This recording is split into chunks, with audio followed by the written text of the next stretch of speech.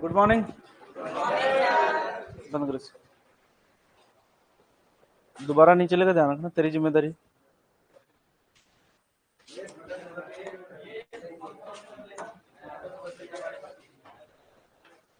सुन लो रे, सुन लो। Last time मिल की बात कर रहे थे, संगठन अपन ने लिख लिया था।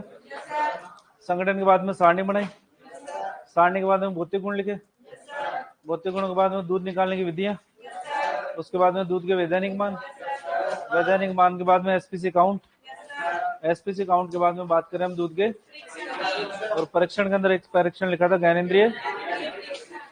याद तो करके आ ही रहे हो डेली, तो बंद कर।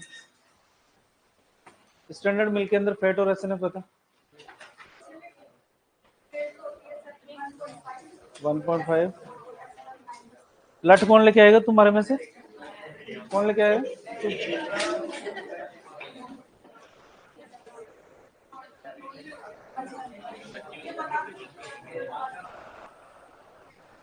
बुलवा लो बस तेरे से। और पूछो, पहले वाला क्या पूछो बता। स्टार्टिंग से ऊँटने के दूध में पानी की मात्रा बता।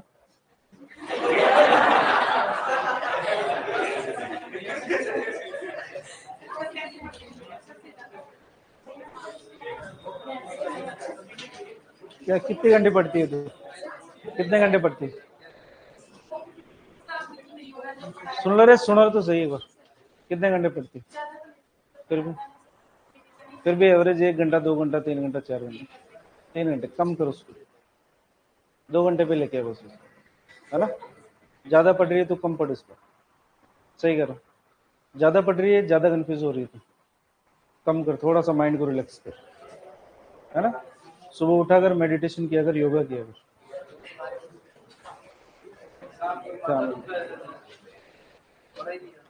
क्या हो गया? सबके लिए नहीं है ज्ञान, ये सिर्फ इसी के लिए था ये, है ना। तुम 1 घंटे पढ़ते नहीं, तुम्हारा क्या बोलो 5 मिनट पढ़ेगा। बाकी सब पढ़ने का टाइम बढ़ाएंगे, इंक्रीज करो तुम, है ना। तुम्हारे को इंक्रीज करने की जरूरत है। इसको क्या है, ज्यादा याद है तो इसको चीजें कम करनी है, कट करनी है कि हाँ ये नहीं पढ़ना, ये नहीं पढ़ना, ये नहीं पढ़ना। तुम्हारे को तो कुछ याद नहीं, तो तुम्हारे को तो ऐड करनी है। ऐड करने के लिए पढ़ने का टाइम बढ़ाना पड़ेगा आपको, है ना। दूध के परीक्षण के अंदर सबसे पहले लिखा था अपने ज्ञानेंद्रिय परीक्षण। ज्ञानेंद्रिय परीक्षण के अंदर लिखा था कि आंखों से अपीयरेंस या दर्शन का, नाक से स्मेल का, और जीभ से स्वाद का पता लगाएंगे। इसके द्वारा दूध के अंदर ताजेपन का और सामान्य मिलावट का पता किया जाता है।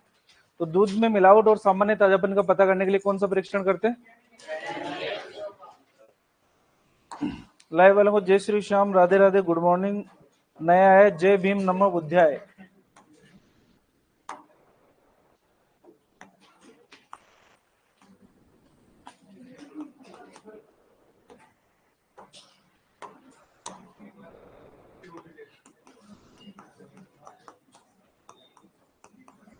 अब सुन लो रे, सुन लो।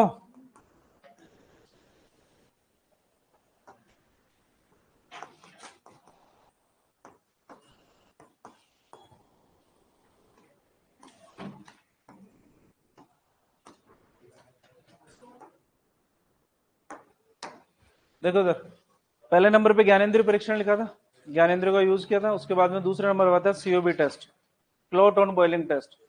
सामान्य रूप से अगर कच्चा दूध है और कोलेस्ट्रम है तो दोनों के अंदर कोई भी फर्क आप डिफ्रेंशिएट नहीं कर सकते। कंपोजिशन में फर्क है तो कंपोजिशन का पता तो कैसे लगाओगे, आपके पास उपकरण ही नहीं है। हम चाहते हैं कि देखना चाहते हैं कि ये दूध है या कोलेस्ट्रम है, या इसके अंदर दूध के अंदर कोलेस्ट्रम है, खींच तो मिलाई हुई नहीं है। इस कंडीशन का पता करने के लिए क्लोट ऑन बॉइलिंग टेस्ट करते हैं। एक टेस्ट ट्यूब लेंगे, 5 ml 10 ml 15 ml जितना आपका मन हो उतना दूध ले लो और उस दूध को उबाल लो। अगर उबालने पे फट गया इसका मतलब इसके अंदर क्या है, कोलेस्ट्रम या खीस, और अगर नहीं फटा तो इसका मतलब दूध। ठीक है, तो 15 ml दूध मान लेते हैं अपन, तो ज्यादा क्यों बिगाड़े, है ना। 10 या 15 ml दूध टेस्ट ट्यूब में लेकर उबालते हैं, अगर फट गया तो कोलेस्ट्रम है, नहीं है तो दूध। लिखो इसके अंदर ज्ञानेंद्रिय परीक्षण के बाद में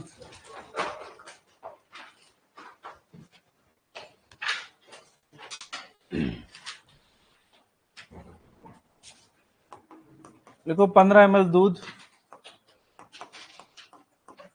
परख नली में लेकर उबालते हैं।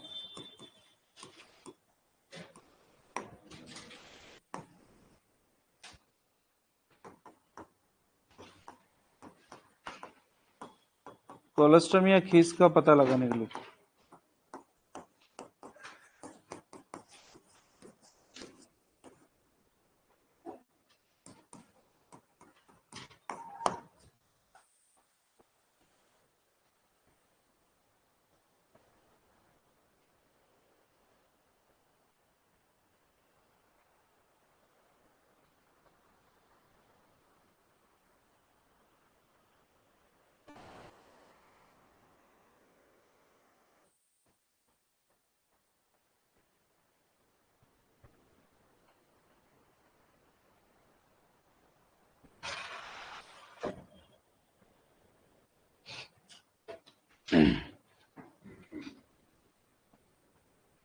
लगा लिया पता कोलेस्ट्रॉम का।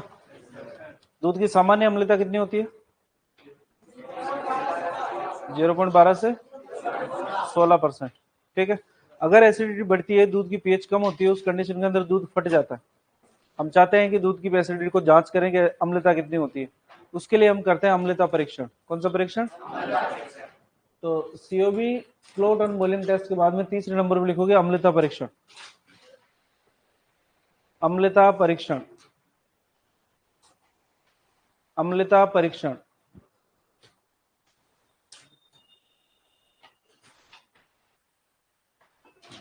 अम्लता परीक्षण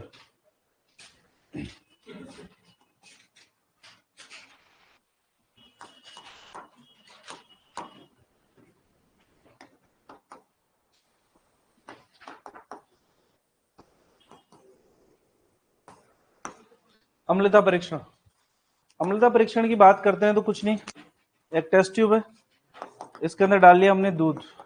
क्या मिला लिया, दूध की पीएच कितनी होती है,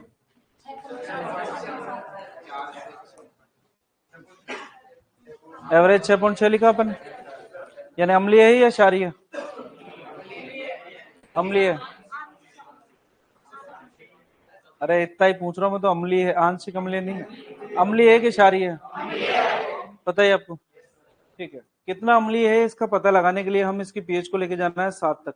कितने तक, ठीक है। अगर इसकी पीएच को बढ़ाना है आपको तो इसके अंदर कोई ना कोई क्षार मिलाना पड़ेगा। क्षार के रूप में हम काम में लेंगे N/9 NaOH। N/9 सांद्रता है, NaOH वो साल्ट है जिसका उपयोग करेंगे। NaOH का पूरा नाम क्या है, यहाँ पर अम्लीय है, ये क्या है, क्षार। डालेंगे इसके अंदर, डालते जाएंगे 6.6 की बजाय 6.7, 6.8, 6.9 और 7। 7 पीएच होते ही हमारे को रोक देना है। आपने एक टेस्ट ट्यूब ली, टेस्ट ट्यूब के अंदर दूध डाल दिया, जितना दूध डाला उसकी मात्रा आपको पता है, 5 ml 10 ml 15 ml कितना भी लिया होगा आपको पता है, नाप के डालनी है हमारे को। ठीक है, उसके बाद में NaOH डाल रही हूँ, पीएच 7 हो गई। आपको पता कैसे लगेगा कि पीएच 7 हो गई, पता लग जाएगा कैसे, नहीं। इस पीएच का पता लगाने के लिए हम इसके अंदर मिलाएंगे इंडिकेटर। क्या मिलाएंगे, इंडिकेटर। और इंडिकेटर के अंदर यूज किया जाता है फिनोफ्थिलीन। किसका उपयोग करते हैं, फिनोफ्थिलीन का उपयोग किया जाता है। दूध लिया जिसकी मात्रा अपन को पता थी वो मात्रा अपन ने डाली, 10 ml 5 ml 7 ml 9 ml कितनी भी ले लो आप तो, लेकिन मात्रा अपने को पता होनी चाहिए भी इतनी मात्रा है, ठीक है। इसके अंदर 1-2 बूंद डाल दी इसकी फिनोल्फिलीन की, ठीक है। ये फिनोल्फिलीन जब डालोगे तो इसके अंदर कलर नहीं देगा। ये पीएच 7 आती है ना, उदासीन पीएच, उसी के ऊपर कलर देता है, बाकी अम्लीय हो चाहे क्षारीय हो इसको फर्क नहीं पड़ता।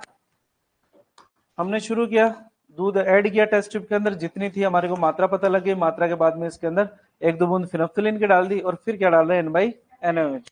जैसे ही पीएच 7 पे पहुंचेगी ये दूध सफेद से कैसे हो जाएगा, गुलाबी। कैसे हो जाएगा, गुलाबी। कलर में जो चेंज होगा वो आपको आंखों से नजर आ जाएगा। आपको पता लग गया भाई गुलाबी है, इसका मतलब पीएच कितनी हो गई है, 7। दूध कितना लिया है इसकी मात्रा हमारे को पता है N/NaOH कितना डाला है इसकी मात्रा हमारे को पता है। अम्लता परीक्षण ज्ञात करने के लिए हम फॉर्मूला काम में लेते हैं, अम्लता प्रतिशत बराबर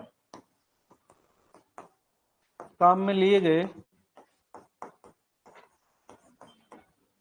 N/9 NaOH की मात्रा बटे दूध की मात्रा, इसको गुणा करेंगे 0.01 से। किससे गुणा करेंगे, इससे हमारे को क्या ज्ञात हो जाएगा, अम्लता प्रतिशत। दोनों की मात्रा आपको पता होनी चाहिए, है ना। अब आपको पता ही है कि एक में चेंज करोगे तो दूसरे में ऑटोमेटिक चेंज हो जाएगा।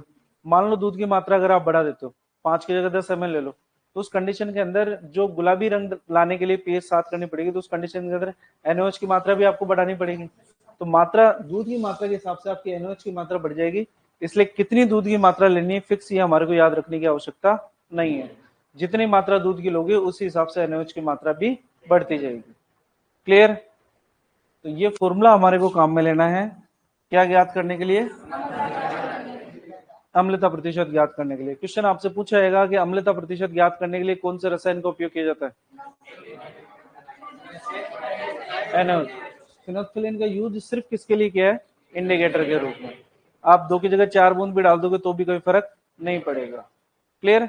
आपसे पूछी जाएगी प्रयोग किए गए NaOH की सांद्रता कितनी काम में लेनी है, N/9, ये इसकी सांद्रता है, ठीक है।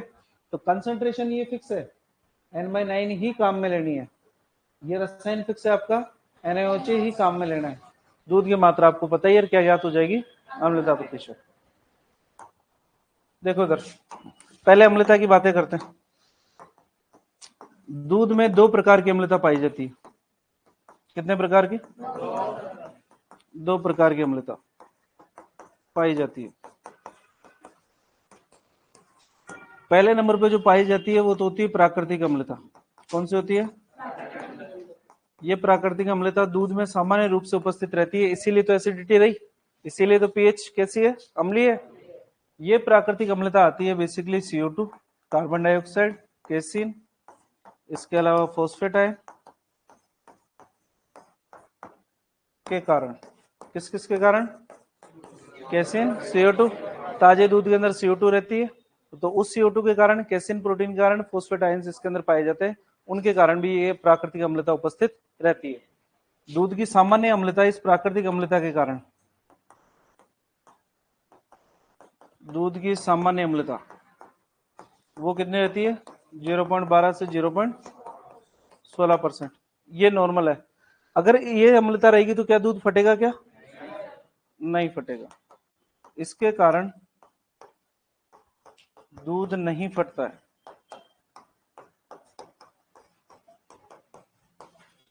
ये तो सामान्य रूप से, लेकिन जैसे जैसे दूध को आप रखा रखोगे तो उस केस के अंदर इसके अंदर डेवलप हो जाएगी कृत्रिम अम्लता। कौन सी अम्लता, कृत्रिम अम्लता। स्टैंडर्ड प्लेट काउंट लिखा था अपन ने, बहुत अच्छे दूध के लिए 2 लाख से कम,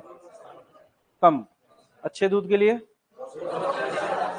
2 से 10 लाख, सामान्य दूध के लिए 10 से 50, और खराब के लिए, यानी दूध में सामान्य रूप से भी बैक्टीरिया पाए जाते हैं, लेकिन ये बैक्टीरिया ग्रो करते हैं अगर आप दूध का कोई उपचार नहीं करते हो। तो उन बैक्टीरिया के ग्रो करने के कारण दूध के अंदर सामान्य अम्लता के अलावा कौन सी अम्लता डेवलप हो जाएगी। हमारे से पूछा जाता है कृत्रिम अम्लता डेवलप किसके कारण होती है, बैक्टीरिया का नाम है लैक्टोबैसिलस, और एक नाम और आता है स्ट्रेप्टोकोकस के कारण उत्पन्न होती है।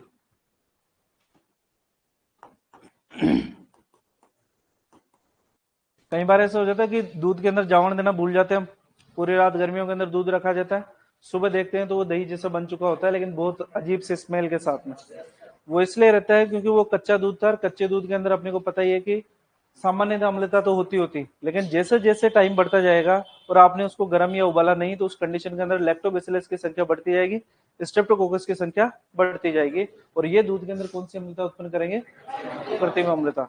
आपको पता है 6 से 8 घंटे के अंदर दही जम जाता है। तो ये लैक्टोबैसिलस जीवाणु दही के अंदर जो जावण काम में ले रहे हैं, उस जावण के अंदर भी तो लैक्टोबैसिलस ही है, तो वो लैक्टोबैसिलस उस दही को जमा देगा। तो जो जावण के रूप में अपन काम में ले रहे हैं, वो तो दूध को पहले उपचारित किया हमने, पहले गर्म किया है, कितने डिग्री सेंटीग्रेड गर्म किया, कितना जावण मिलाया, ये तो बाद की बात है। लेकिन नॉर्मली अगर लैक्टोबैसिलस की संख्या बढ़ेगी तो उस कंडीशन में दूध की एसिडिटी भी बढ़ेगी। अम्लता अगर 0.32% से अधिक होने पर दूध फट जाता है। क्या हो जाता है? फट जाता है। तो प्राकृतिक अम्लता के कारण तो दूध फटता नहीं है, लेकिन अगर ये अम्लता बढ़ते बढ़ते, है ना, 0.32 तक हो गई तो उस कंडीशन के अंदर दूध फट जाएगा। ठीक है। अब ये अम्लता डिपेंड करती है कि टाइम कितना हुआ है। अभी नॉर्मली मान के चलें कि मैक्सिमम 0.16 है सामान्य या प्राकृतिक अम्लता। 2 घंटे बाद में ये 0.20 हो जाएगी, 3 घंटे बाद में 0.25, 5 घंटे बाद में 0.30। लेकिन अगर टाइम इसको 6 से 8 घंटे से ज्यादा हो है, जो इसकी शेल्फ लाइफ होती है, उस कंडीशन के अंदर ये अम्लता 0.32 से ज्यादा होती, तो उस कंडीशन के अंदर जैसे आप दूध को गर्म करते दूध फट जाता है। लेकिन मान लो 0.25 होती तो 0.25 के अंदर दूध फटता नहीं, जो हमारे बैक्टीरिया वगैरह है वो इतनी एसिडिटी उत्पन्न नहीं कर पाते जिस कारण दूध फटता, तो वो दूध फिर से सामान्य रेंज के ऊपर आ जाएगा उबालने के बाद में। इसीलिए कहते हैं कि कच्चे दूध को हमेशा उबालकर काम में लेना चाहिए। क्यों? क्योंकि उसकी एसिडिटी को हम माप नहीं सकते। अब भैंस वाले ने सुबह, मान लो शाम को दूध बच गया, कच्चा दूध था, अगला ने सोचा कि भाई सुबह दे देंगे अपन, अगले ने फ्रिज में रख दिया, सुबह आपको मिला के दे दिया, आपको थोड़ी पता है ना। तो इस एसिडिटी को मापने के लिए फिर हम उपयोग करते हैं इस फॉर्मूला का, और वो फॉर्मूला क्या है? काम में लिए गए N/9 NaOH की मात्रा बटे दूध की मात्रा गुणा किससे करेंगे? तो दूध की अम्लता के लिए हम फॉर्मूला काम में लेते हैं दूध की अम्लता प्रतिशत। उसके लिए हम काम में लेंगे N/9 NaOH की मात्रा, ये आएगी ml के अंदर, बटे दूध की मात्रा, ये भी किसके अंदर आएगी? ml के अंदर आएगी, और गुणा करोगे इसको 0.01 से। इससे हमारे को क्या ज्ञात हो जाएगी? अम्लता प्रतिशत। सांद्रता की बात करते हैं तो N/9 है, पदार्थ की बात करते हैं तो NaOH है। कैलकुलेशन आपसे पूछी नहीं जाएगी। निकालोगे अम्लता? उतारो।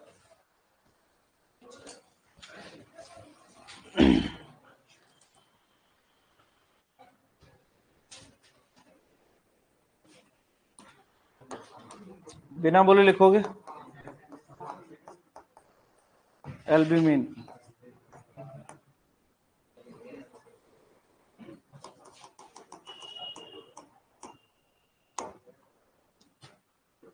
ऐड करना है यहां पर albumin, albumin CO2 casein phosphate.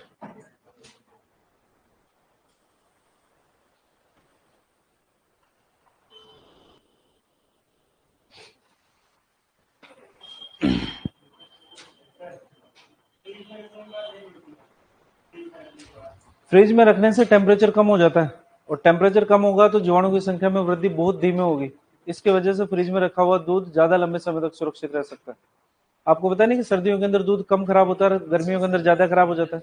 गर्मियों के अंदर 5 घंटे के अंदर खराब हो जाएगा, सर्दियों में 10 घंटे लगेंगे, टेम्परेचर की वजह से। टेम्परेचर ऑप्टिमम रहेगा तो बैक्टीरिया की संख्या में वृद्धि होगी, टेम्परेचर कम रहेगा तो बैक्टीरिया की संख्या के अंदर वृद्धि लिमिटेड रहेगी।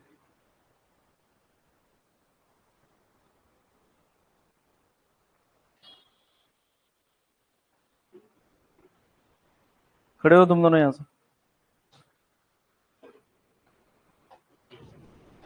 दोनों उधर किसको, तुम खिसक जाओ, उधर खिसक जाओ। अरे साइड में कर दे बैग को, क्या हो गया? एक इधर बैठ जाओ, एक उधर बैठ जाओ, पीछे जाओ।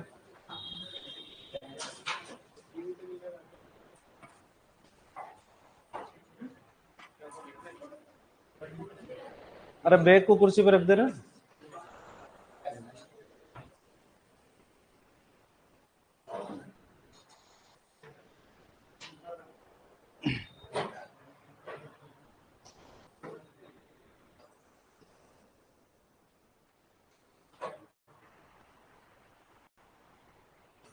मेरे से बोल दे।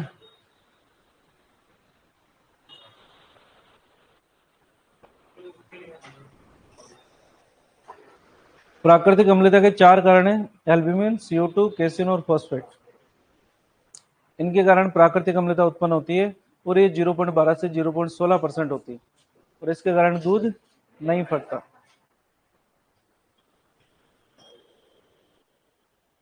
कोलेस्ट्रॉल की अम्लता की बात करते हैं तो वो होती है 0.20 से 0.40।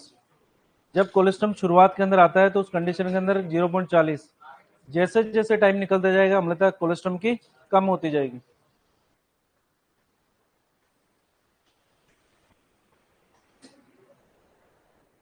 कहाँ थे सर? खाना खाने गए थे। कौन सी सीट पे बैठता है तू? इस पे खड़ी है वहां पे।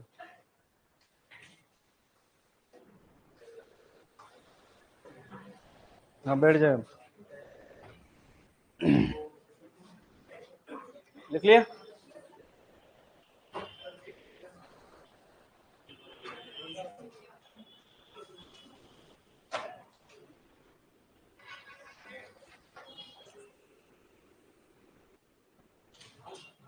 नेक्स्ट लिखो।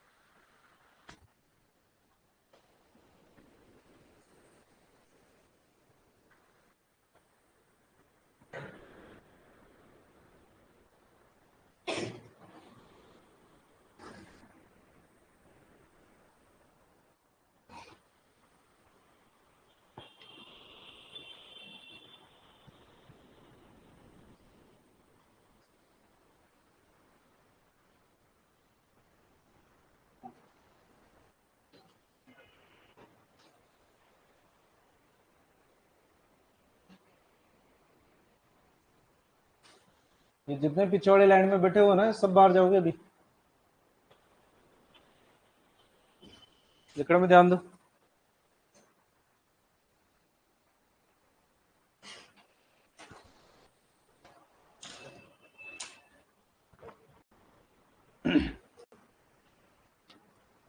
किसी उपकरण का उपयोग किया है क्या अपन ने यहाँ पर?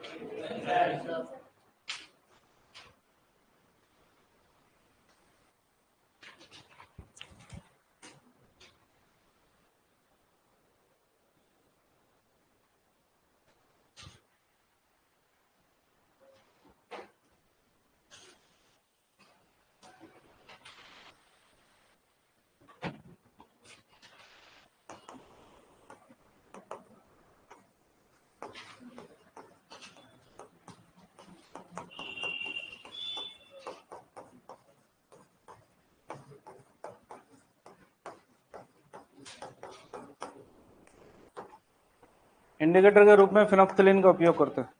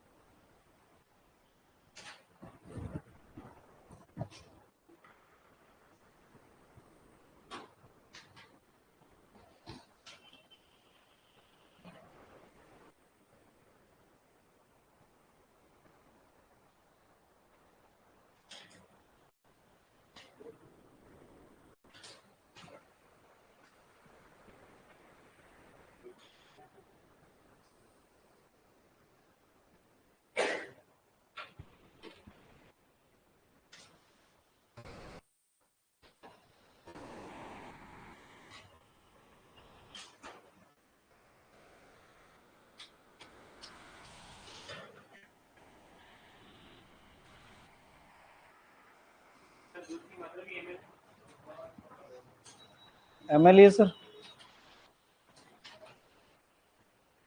मात्रा बराबर नहीं रखोगे तो परसेंटेज थोड़ी आएगी फिर अपने पास।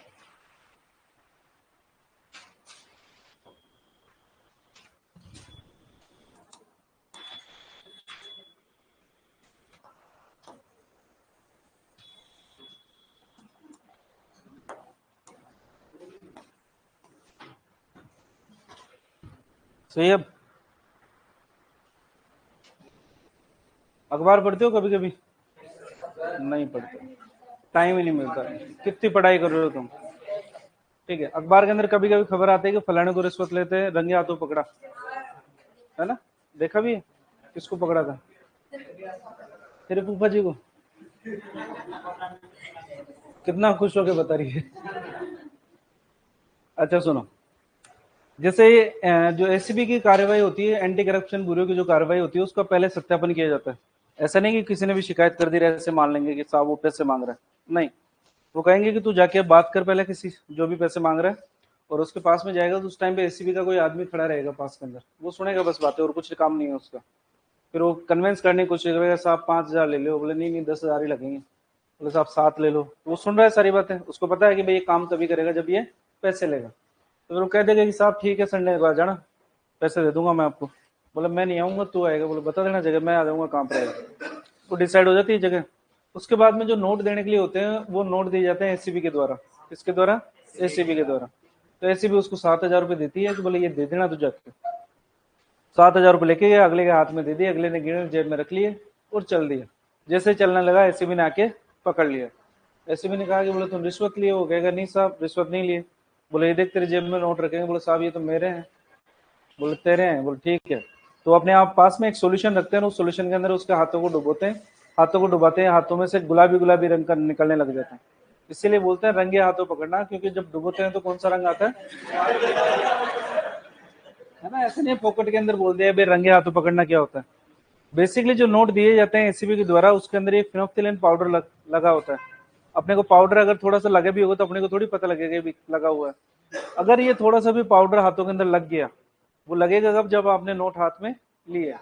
इसका मतलब वो पाउडर लगाते हैं, जैसे न्यूट्रल सॉल्यूशन के अंदर उदासीन विलेन के अंदर डाला जाएगा, हाथों के अंदर से गुलाबी रंग आने लग जाएगा, वहां पर भी इंडिकेटर के रूप में उपयोग करेंगे।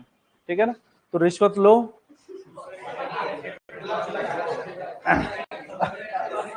अपन लेते नहीं है रिश्वत, अपने तो फीस लेनी होती है। क्या लेनी होती है? फीस। रिश्वत नहीं क्या?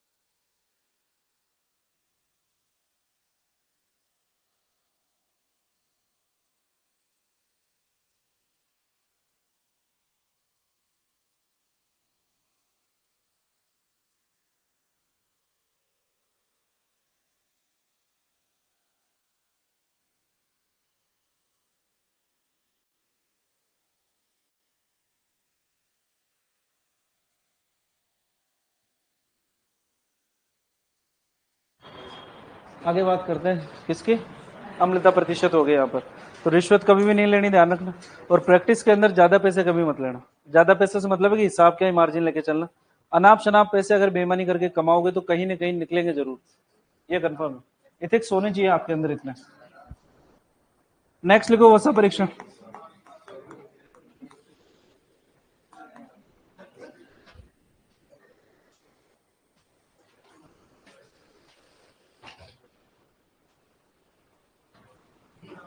लाइव वालों को पता लग जाता है कि शायद सर किसी को या तो पीट रहे हैं या कुछ बता रहे हैं, कुछ वैसे ही बातें दे रहे हैं लाइव वालों। वसा परीक्षण, दूध का मूल्य निर्धारण किसके आधार पर किया जाता है? तो दूध का मूल्य निर्धारण करने के लिए आपको किसकी आवश्यकता पड़ेगी? वसा परीक्षण की। लिखो, दूध का मूल्य निर्धारण करने के लिए वसा परीक्षण आवश्यक है।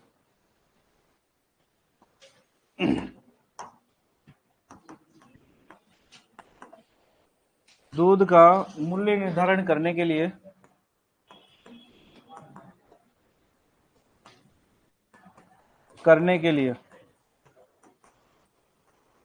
वसा परीक्षण आवश्यक है।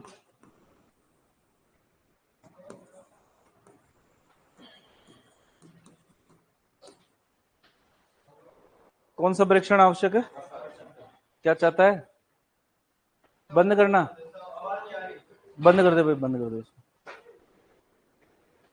खोल दे, गेट भी खोल दे। ठीक है, तो वसा परीक्षण मूल्य निर्धारण के लिए करते हैं। जो जो क्वेश्चन पूछे जाते हैं वो सुन लो, बाद में लिखोगे। पहला क्वेश्चन पूछा था कि वसा परीक्षण के लिए कौन से उपकरण का उपयोग करते हैं? उपकरण का नाम है ब्यूटाइरोमीटर। कौन सा मीटर? ब्यूटाइरोमीटर।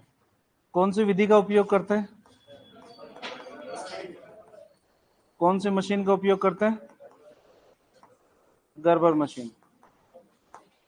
इस गर्बर मशीन को सामान्य भाषा के अंदर सेंट्रीफ्यूगल मशीन भी कहते हैं। कौन सी मशीन? हमारे से पूछा किसके सिद्धांत पर कार्य करती है? अब केंद्रीय बल के सिद्धांत पर कार्य करती है। पर कार्य करती है। क्या होता है इसकी बात करेंगे अपन आगे। बताओ भाई, इस विधि के अंदर क्या क्या काम में लेते हैं? तीन चीजें काम में लेनी है, H2SO4, दूध, और तीसरा नाम है एमाइल एल्कोहल। कौन सा एल्कोहल? H2SO4 लेना है हमारे को 10 ml, दूध लेना है 10.75 ml, और 1 ml लेना है हमारे को एमाइल एल्कोहल को। ठीक है, तो यहां पर फिक्स मात्रा लिखी है मैंने। पिछली बार तो मात्रा आपको कुछ भी लिख सकते थे, जितना ml आप दूध लेते उस हिसाब से NaOH की मात्रा बढ़ जाती। दूध की मात्रा ज्यादा तो NaOH की मात्रा ज्यादा। लेकिन यहाँ पर बिल्कुल फिक्स अमाउंट लेना है। इवन एग्जाम के अंदर ये भी पूछा जाएगा कि गर्बर विधि या ब्यूटारोमीटर के अंदर कितने ml तो H2SO4 डाला जाता है, कितने ml दूध डाला जाता है, कितने ml एमाइल एल्कोहल डाला जाता है। एग्जैक्ट है ये, आपको याद रखने रखने। इन तीनों चीजों को हम डालते हैं ब्यूटारोमीटर के अंदर। किसके अंदर? ब्यूटारोमीटर में। और इस ब्यूटारोमीटर को रखते हैं हम गर्बर मशीन में। किसके अंदर? और इस गर्बर मशीन को चालू करते हैं 1100 आरपीएम के ऊपर। किसके ऊपर? आरपीएम का मतलब है राउंड पर मिनट। इस स्पीड पे चलाते हैं कितने समय के लिए? 5 मिनट के लिए। कितने समय के लिए? तो 5 मिनट बाद के अंदर जो इस ब्यूटारोमीटर की जो रीडिंग होगी वो बेसिकली क्या होगी? वसा प्रतिशत। क्या होगी? वसा प्रतिशत। इस प्रकार से वसा परीक्षण किया जाता है। करना कुछ नहीं है हमारे को, दूध की मात्रा ये तो पता ही है आपको। ब्यूटारोमीटर की अगर बात करते हैं तो इस ब्यूटारोमीटर के ऊपर 0 से लेकर 10 तक निशान लगे रहते हैं। कितने तक? 0 से 10 तक। जैसे ही आप इसके अंदर दूध डालते हो और H2SO4 डालते हो तो दूध के अंदर जितने भी कार्बनिक पदार्थ हैं उनके अंदर से सिर्फ वसा को छोड़कर बाकी को जला देता है। जलाने की वजह से वो नीचे की तरफ बैठेंगे और वसा हल्की है, इस वजह से वो ऊपर की तरफ जाएगी। जैसे ही आप इसको मशीन के अंदर घुमाओगे तो अब केंद्रीय बल का सिद्धांत काम करता है। अब केंद्रीय बल का सिद्धांत क्या कहता है? जैसे किसी डोर के ऊपर पत्थर बांध के अपन गोल गोल घुमाते हैं तो पत्थर तो बाहर जाने की कोशिश करता है, डोर उसको अंदर की तरफ रखने की कोशिश करती है। इसको बोलते हैं अपकेंद्रीय बल। कौन सा बल? अपकेंद्रीय बल। तो जब इस गर्बर मशीन के अंदर घुमाते हैं तो जो भारी चीजें हैं वो तो नीचे की तरफ बैठती हैं और जो हल्की चीजें होगी वो ऊपर की तरफ। इसी सेंट्रीफ्यूगल मशीन या गर्बर मशीन के द्वारा हम अलग करते हैं प्लाज्मा को। किसको अलग करते हैं? रक्त का तरल भाग क्या कहलाता है? तो जो कोशिकाएं होती हैं वो भारी होती है, तो भारी कोशिकाएं तो नीचे की तरफ बैठ जाएगी और प्लाज्मा ऊपर की तरफ जमा हो जाएगा। अलग अलग आरपीएम के ऊपर अलग अलग करके देखा, हमारे को बेस्ट लगा 1100 आरपीएम के ऊपर 5 मिनट के लिए चलाना, है ना। ऐसा नहीं कि शुरू से पता था हमारे को, हमने दूध को अलग अलग चेक किया, अलग अलग स्पीड अलग अलग टाइम के ऊपर, लेकिन बेस्ट जो रिजल्ट मिला वो हमारे को किसके ऊपर मिला और कितने मिनट के लिए? ठीक है, तो ब्यूटारोमीटर की जो रीडिंग आएगी वही बेसिकली उसकी वसा प्रतिशत कहलाएगी। मान लो 8 रीडिंग आई है, आपको मार्किंग लग रही है, यहाँ पर मार्किंग लग रही है, ठीक है, आपको लगा कि वसा यहाँ तक आ रही है, इसका मतलब यही रीडिंग इसकी क्या हो गई? वसा प्रतिशत। सिंपल सा क्वेश्चन। वसा परीक्षण करने के लिए कौन से उपकरण का उपयोग करते हैं? ब्यूटारोमीटर के ऊपर निशान कितने होते हैं? सामान्य रूप से जो ब्यूटारोमीटर काम में लेते हैं उसके ऊपर 0 से 10 निशान होते हैं, लेकिन विशेष रूप से अगर बात करते हैं कोई स्पेशली काम में लेना है तो ये निशान 15-20 तक भी हो सकते हैं। कौन सी मशीन, कौन सी विधि का उपयोग करें? और ये गर्बर विधि किसके सिद्धांत पर कार्य करती है? और कौन सी मशीन काम में लेंगे? सेंट्रीफ्यूगल मशीन को ही हम क्या बोलते हैं? Gerber machine. तो चूंकि विधि गर्बर ने दी थी इसलिए मशीन में हमने नाम क्या लिख दिया? Gerber machine. H2SO4 कितना काम में लेना है? दूध कितना लेना है? एमाइल अल्कोहल किसके अंदर डालोगे? और इस ब्यूटारोमीटर को किस में रखोगे? और कितने आरपीएम पर घुमाओगे? कितने मिनट के लिए? जो भी रीडिंग आएगी वो क्या हो जाएगी? उसकी वसा। समस्या यहां तक किसी को? नो सर, लिखो इसके अंदर दूध का मूल्य निर्धारण क्या लिखा था? करने के लिए वसा परीक्षण आवश्यक है। नेक्स्ट लिखो, वसा परीक्षण करने के लिए ब्यूटारोमीटर का उपयोग किया जाता है। लिखो नेक्स्ट, वसा परीक्षण करने के लिए ब्यूटारोमीटर का उपयोग किया जाता है। वसा परीक्षण करने के लिए ब्यूटारोमीटर का उपयोग किया जाता है। वसा परीक्षण करने के लिए ब्यूटारोमीटर का उपयोग किया जाता है। ब्यूटारोमीटर का उपयोग किया जाता है।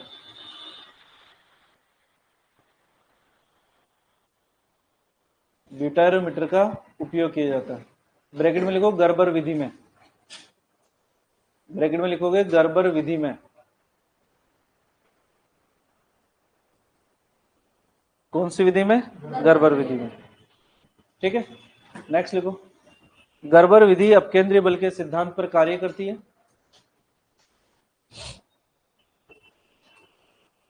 गर्बर विधि अपकेंद्रीय बल के सिद्धांत पर कार्य करती है। गर्बर विधि अपकेंद्रीय बल के सिद्धांत पर कार्य करती है। गर्बर विधि अपकेंद्रीय बल के सिद्धांत पर कार्य करती है। अपकेंद्रीय बल के सिद्धांत पर कार्य करती है। क्या हो गया ललिता? क्यों, क्या हुआ? समझ में नहीं आ रहा तुम्हारे को? लिखो, गर्बर विधि अपकेंद्रीय बल के सिद्धांत पर कार्य करती है। नेक्स्ट लिखो, 10 ml H2SO4। नेक्स्ट लिखो, 10 ml H2SO4, 10.75 ml दूध। 10 ml H2SO4, 10.75 ml दूध तथा 1 ml amyl alcohol. 10 ml H2SO4, 10.75 ml दूध तथा 1 ml amyl alcohol. Amyl alcohol butyrometer में भरकर, ब्यूटारोमीटर में भरकर, ब्यूटारोमीटर में भरकर, ब्यूटारोमीटर में भरकर गर्बर मशीन में रखते हैं। गर्बर मशीन में रखते हैं। गर्बर मशीन के ब्रैकेट में सेंट्रीफ्यूगल मशीन भी रखा। सेंट्रीफ्यूगल, अब केंद्रीय बल को हम सेंट्रीफ्यूगल फोर्स कहते हैं, इसीलिए इस मशीन का नाम क्या दिया है? Centrifugal machine. ब्यूटारोमीटर में भरकर गर्बर मशीन, ब्रैकेट में लिखोगे सेंट्रीफ्यूगल मशीन में रखते हैं।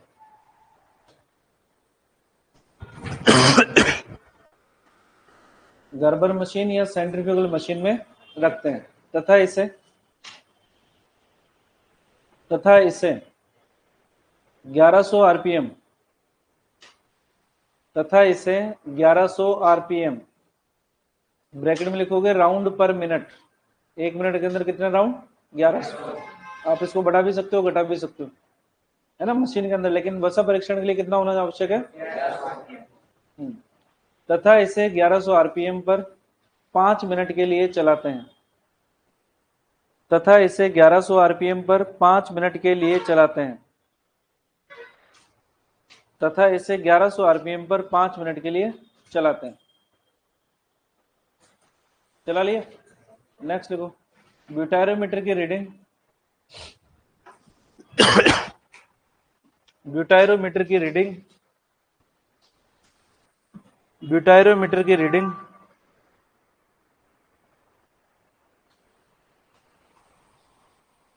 ब्यूटायरोमीटर की रीडिंग वसा की प्रतिशत बताती है। ब्यूटायरोमीटर की रीडिंग वसा का प्रतिशत बताती है। ब्यूटायरोमीटर की रीडिंग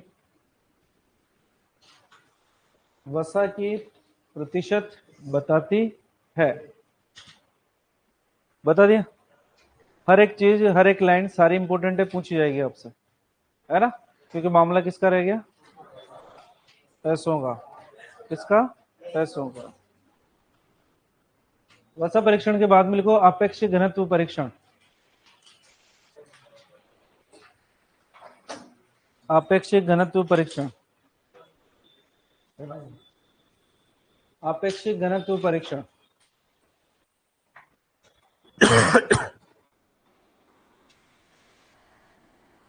आपेक्षिक घनत्व परीक्षण।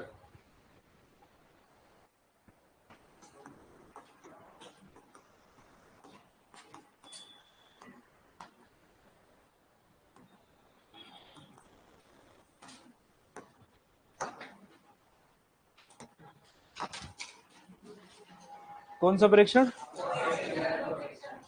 आपेक्षिक घनत्व परीक्षण। अलग अलग फिजिकल प्रॉपर्टी जब लिखी थी हमने, अलग अलग आपेक्षिक घनत्व लिखा था। गाय के दूध का कितना होता है, भैंस का, कोलेस्ट्रॉम का 40 से 0.93 वसा का लिखा था, 1.34 लिखा था प्रोटीन का, 37 लिखा था सेपरेटा का, और इसका लैक्टोज का कितना लिखा था 1.086। ठीक है। आपेक्षिक घनत्व का परीक्षण बेसिकली मिलावट का पता करने के लिए किया जाता है। किसका, अगर दूध के अंदर पानी मिला रहे हो तो उस कंडीशन के अंदर आपेक्षिक घनत्व घट जाता है। क्या होता है, घट जाता है। लेकिन अगर सेपरेटा मिला रहे हो, सेपरेटा लिखा था वसा रहित दूध, जिसके अंदर वसा की अधिकतम मात्रा कितनी थी 0.5, कितनी थी 0.5। तो अगर दूध में पानी मिला रहे हो तो आपेक्षिक घनत्व घटेगा, और अगर दूध में सेपरेटा मिला रहे हो तो आपेक्षिक घनत्व बढ़ेगा।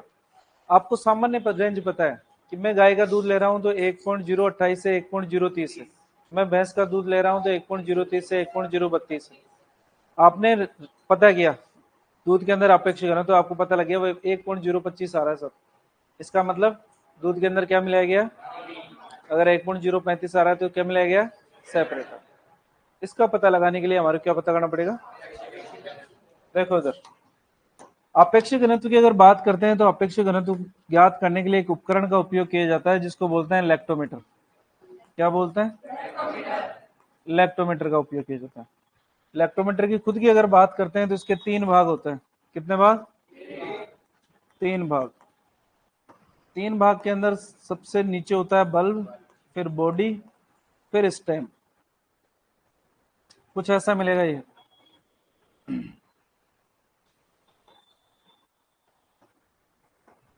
इस टाइप से।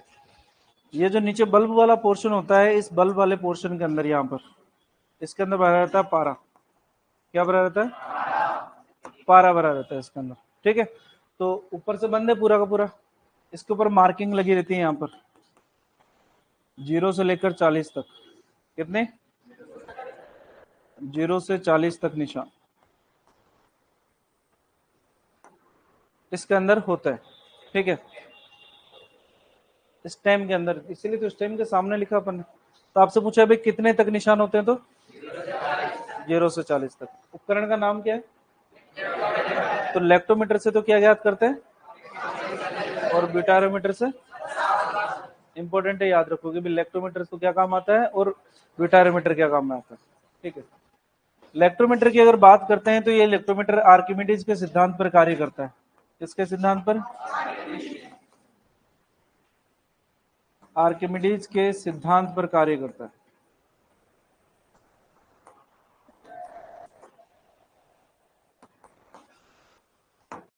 आर्किमिडीज के सिद्धांत पर कार्य करता है। आर्किमिडीज जी कहते हैं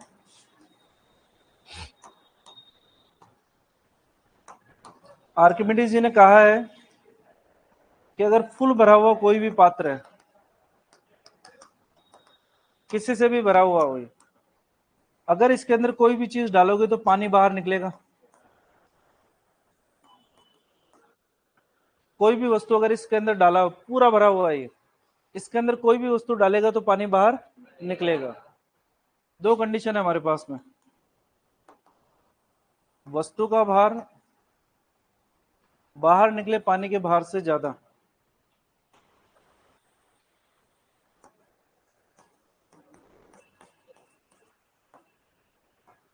अधिक हो सकता है, पहली कंडीशन। तो दूसरी, या फिर वस्तु का भार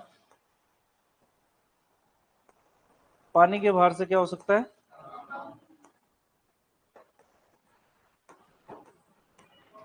हो सकता है। दो ही कंडीशन होगी, या तो जो वस्तु डाल रहे हो उस वस्तु के द्वारा डाला गया जो पानी है, बाहर निकला हुआ जो पानी है, उस वस्तु के भार से अधिक हो सकता है या कम हो सकता है। आर्किमिडीज जी ने कहा कि अगर पहले वाली कंडीशन होती है कि वस्तु का भार हटाए गए पानी के भार से, निकले गए पानी के भार से अगर ज्यादा होता है, उस कंडीशन के अंदर ये वस्तु पानी के अंदर डूब जाएगी। ठीक है, और अगर वस्तु का भार हटाए गए पानी के भार से कम होगा तो वस्तु तैरती रहेगी इसके अंदर। ठीक है, ब्यूटारोमीटर की अगर बात करते हैं तो ये ब्यूटारोमीटर के अंदर नीचे की तरफ पारा है ना, और ये पारा बेसिकली इसको वजन प्रदान कर रहा है। क्या प्रदान कर रहा है? वजन। ठीक है, तो इस लेक्टोमीटर को मतलब एक स्टैंडर्ड रखा गया है कि अगर इसके अंदर पानी में डुबाया जाए इस लेक्टोमीटर को, तो इसकी रीडिंग आनी चाहिए 0। कितनी आनी चाहिए? 0। तो अगर 0 रीडिंग आ रही है, इसका मतलब वो क्या है? पानी। क्या है? पानी। अब आपेक्षिक घनत्व है, आपेक्षिक यानी आपेक्षिक, रिलेटिव। आपने तुलना करी किसी दूसरी चीज के साथ में, स्टैंडर्ड तो कर दिया पानी को, हमने कह दिया पानी का अपेक्षिक घनत्व 1 होता है, लेकिन पानी की तुलना के अंदर दूसरी चीजों का अपेक्षिक घनत्व कितना हो सकता है, उसको ज्ञात करने के लिए हम किसका उपयोग करेंगे? इलेक्ट्रोमीटर का। और यही इलेक्ट्रोमीटर डिसाइड करेगा कि ये पानी में डूबेगा या फिर ये किसी चीज के अंदर तैरेगा। ठीक है, एक पात्र लिया आपने, एक गिलास ले लिया साहब आपने, गिलास के अंदर भर दिया दूध आपने। क्या भर दिया? ये दूध भर दिया। दूध भरने के बाद के अंदर कुछ नहीं किया आपने, इलेक्ट्रोमीटर पड़ा ही था अपने पास में, ये इलेक्ट्रोमीटर लगा दिया आपने इसके अंदर, इस टाइप से, और यहाँ पर इलेक्ट्रोमीटर की रीडिंग नोट कर ली। कितने निशान थे? 0 से 40 तक। ठीक है, आपने देखा यहाँ पर निशान आ रहा है 25 पे। कितने पे आ रहा है? 25 पे। आपेक्षिक घनत्व ज्ञात करने के लिए आप लगाओगे एक फॉर्मूला। क्या लगाओगे? कि आपेक्षिक घनत्व बराबर 1 प्लस CLR बटे 1000। CLR इसका मतलब होता है करेक्टेड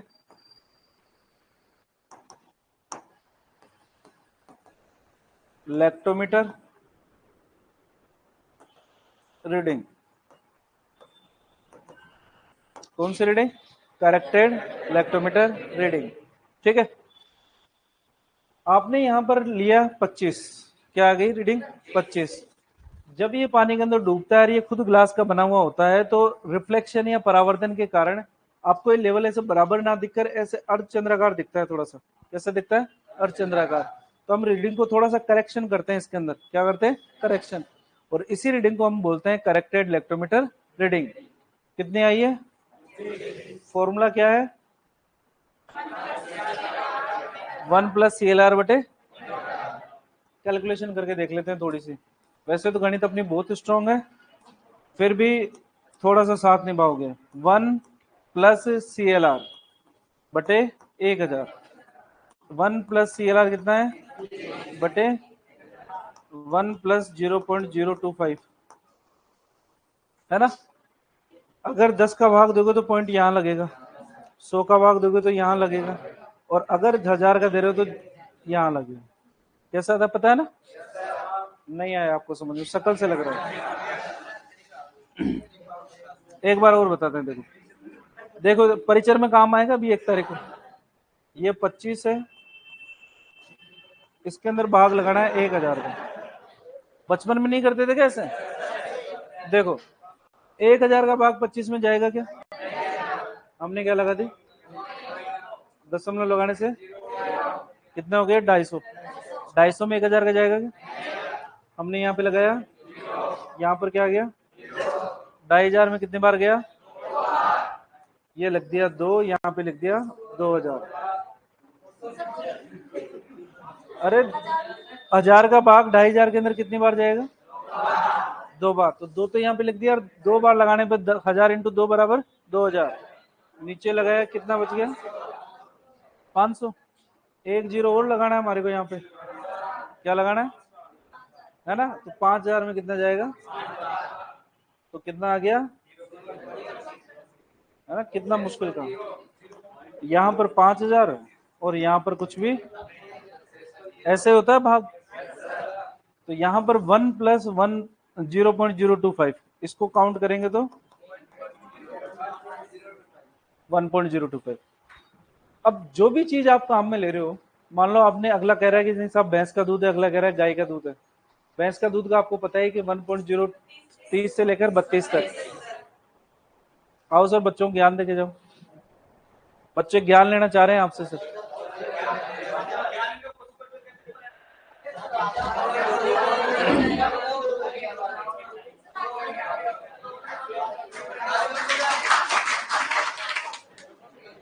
देखो ताली बजाने वाले किस पे जाते हैं? 200 फीट। ठीक है, बाकी पशु परिचय का एग्जाम है तुम्हारा, तो आराम से देखे आना। जो आए उसको करना, जो नहीं आए क्या पढ़ना है? कुछ नहीं पढ़ना। नहीं, ईमानदारी की बात है। पेपर से 2 दिन पहले कुछ नहीं पढ़ना, आराम से मस्त तरीके में सो, मस्त तरीके में खाओ। कई बार जिसकी तैयारी करके जाते हैं उसमें नहीं होता, जिसकी तैयारी नहीं करके जाते उसमें हो जाता है। सच्चाई होती है, ठीक है?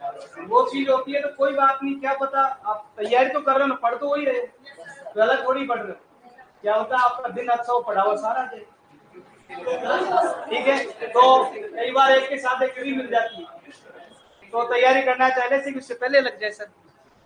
क्या पता किस्मत, और किस्मत तो तुम्हारी अच्छी है। ईमानदारी की बात है, बीपी सर पढ़ा रहे तुम, सच्चाई की बात है।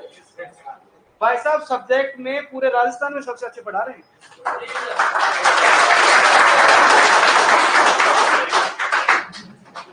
मतलब हमने पूरे राजस्थान को छान रखा, घाट घाट पानी पी लिया, ठीक है, लेकिन सब्जेक्ट हमारा बहुत अच्छा है। जीकेगी क्या कहते हैं, डुबोगी तो जीकेगी। सब्जेक्ट डुबोते हैं सर इनको। रट लेंगे सब्जेक्ट सर, अभी हिस्ट्री ज्योग्राफी कल्चर तो रट लेंगे सर ये। रट लेंगे, ठीक है। तो मिलते हैं पशु परिचय के एग्जाम के बाद। तुम्हारा बच रहा है ना एक टॉपिक, इस संडे नहीं पढ़ाएंगे, पार्टी बच रही है यार। आप तो बेटा ये संडे कितनी तारीख को आएगा? 24 और 7 31 1 तारीख को, और अगला आएगा 8 को। 8 को मुश्किल है, अब तो 15 को करूंगा, ठीक है? ठीक सर।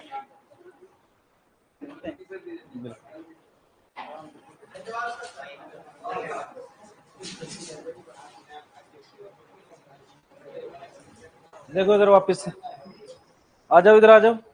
कितना आ गया? 1.025। अपेक्ष घनत्व तो सामान्य रूप से आपको पता होना चाहिए पहले, वरना तो ये 0.25 आए या 0.10 आए, कोई फर्क।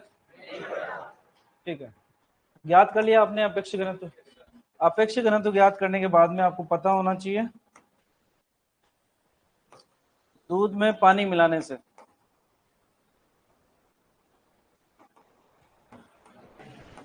आपेक्षिक घनत्व कम होता है, जबकि सेपरेटा मिलाने से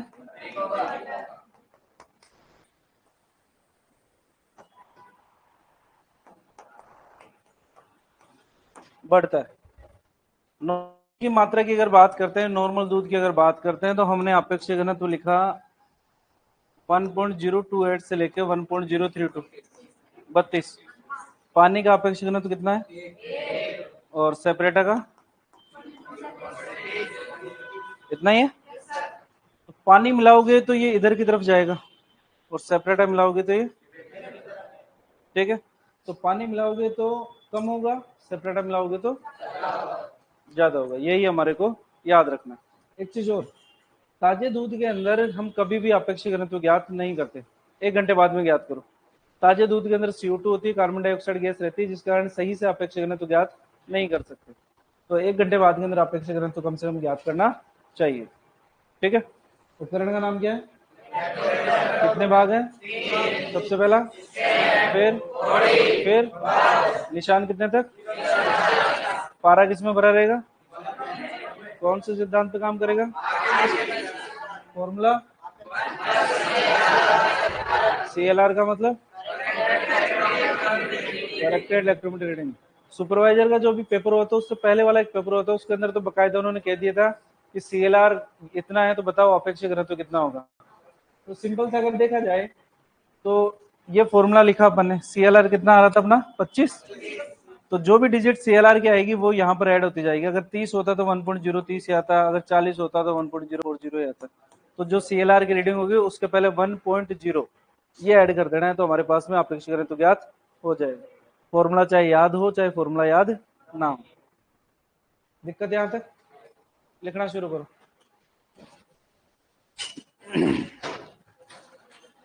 अपेक्षिक घनत्व परीक्षण लिखो। अपेक्षिक घनत्व ज्ञात करने के लिए लेक्टोमीटर का उपयोग किया जाता है। अपेक्षिक घनत्व ज्ञात करने के लिए लेक्टोमीटर का उपयोग किया जाता है। अपेक्षिक घनत्व ज्ञात करने के लिए लेक्टोमीटर का उपयोग किया जाता है। लेक्टोमीटर का उपयोग किया जाता है। लेक्टोमीटर का उपयोग किया जाता है। अपेक्षिक घनत्व ज्ञात करने के लिए लेक्टोमीटर का उपयोग किया जाता है, ठीक है। नेक्स्ट लिखो। लेक्टोमीटर के 3 भाग होते हैं। लेक्टोमीटर में 3 भाग होते हैं। लेक्टोमीटर में 3 भाग होते हैं।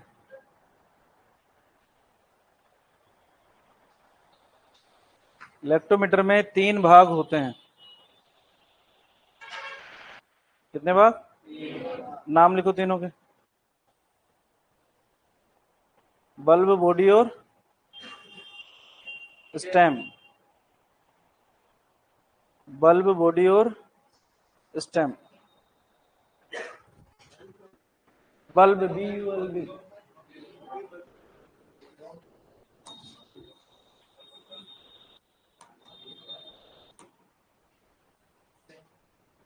बल्ब, बॉडी और स्टेम लिखो इसके अंदर। स्टेम के आगे लिखो 0 से 40 तक निशान। स्टेम के आगे लिखो 0 से 40 तक निशान। 0 से 40 तक निशान। और स्टेम पर, बॉडी पर लिखो, बल्ब पे लिखोगे पारा भरा रहता है।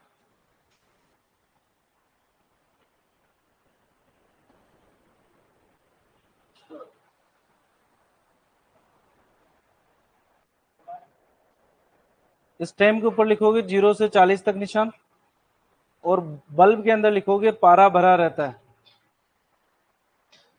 पारा भरा रहता है।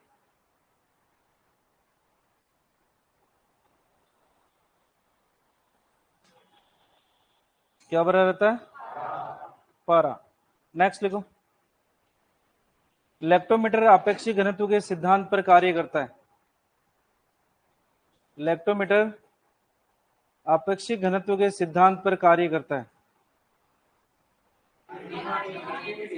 आर्किमिडीज के सिद्धांत पर कार्य करता है। तुम्हारे को तो सब पता है, फिर लिखवाते क्यों मेरे से?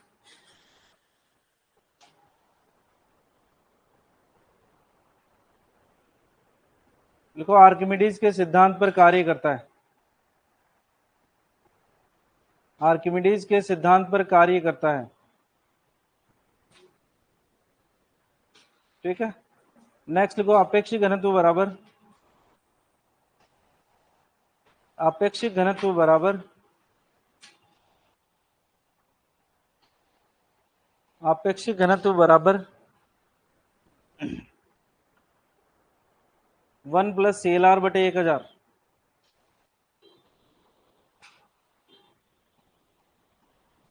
1 प्लस CLR बटे 1000। 1 प्लस CLR बटे 1000। CLR का पूरा नाम लिखो, corrected lactometer reading.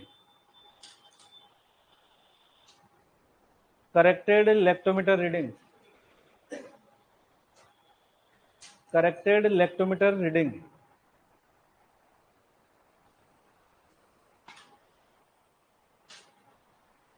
Corrected lactometer reading कर लोगे अपेक्षित घनत्व ज्ञात। नेक्स्ट लिखो, नोट डाल के लिखो, दूध में पानी मिलाने पर अपेक्षित घनत्व घटता है। नोट डाल के लिखो, दूध में पानी मिलाने पर, दूध में पानी मिलाने पर, दूध में पानी मिलाने पर अपेक्षित घनत्व घटता है। दूध में पानी मिलाने पर अपेक्षित घनत्व घटता है। दूध में पानी मिलाने पर अपेक्षित घनत्व घटता है तथा सेपरेटा मिलाने पर, तथा सेपरेटा मिलाने पर, तथा सेपरेटा मिलाने पर, तथा सेपरेटा मिलाने पर अपेक्षित घनत्व बढ़ता है। तथा सेपरेटा मिलाने पर अपेक्षित घनत्व बढ़ता है। तथा सेपरेटा मिलाने पर अपेक्षित घनत्व बढ़ता है। अगर मैं कहूं आपसे कि पानी के अंदर CLR कितनी आएगी, तो कितनी आएगी? 0। कितनी आएगी? 0। तभी तो जाके एक आंसर आएगा भाई। CLR 0 आएगी तो 1000 में 0 का भाग देखो तो 0, और 0 के अंदर 1 ऐड करो तो 1। लिखो नोट डाल के, नोट डाल के लिखो, पानी का अपेक्षित घनत्व 1।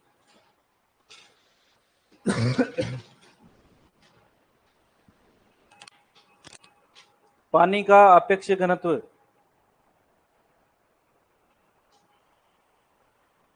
पानी का अपेक्षित घनत्व 1। इसके नीचे सेपरेटा का भी लिखो, सेपरेटा का अपेक्षित घनत्व 1.037। 1.037। बाकी सबका लिखा हुआ अपना।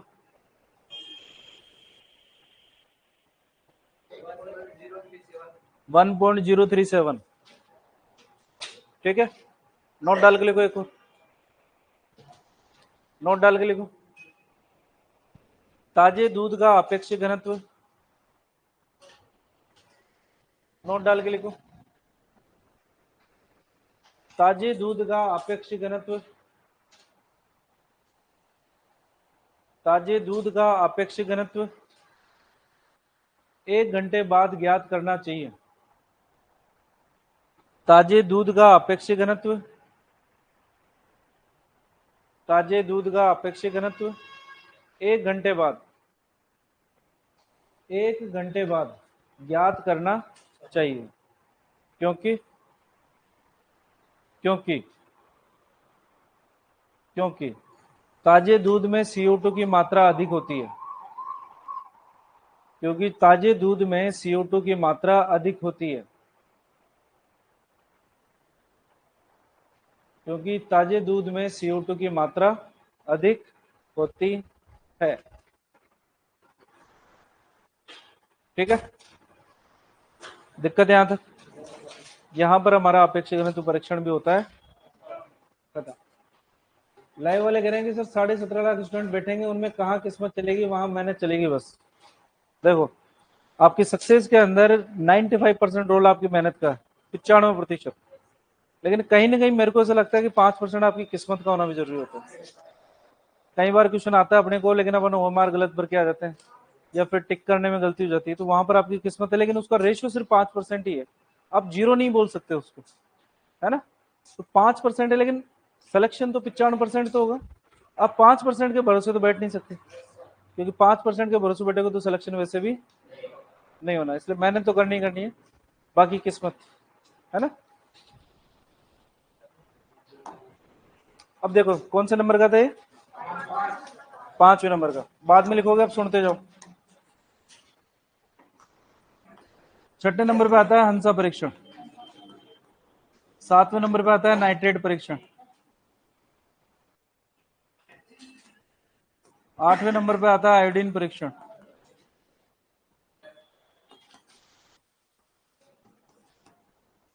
9वें नंबर पे आता है हमारे पास में स्ट्रिप कप टेस्ट। 10वें नंबर पे आता है एल्कलाइन फॉस्फेट टेस्ट। 11वें नंबर पे आता है रिचमंड स्लाइड टेस्ट।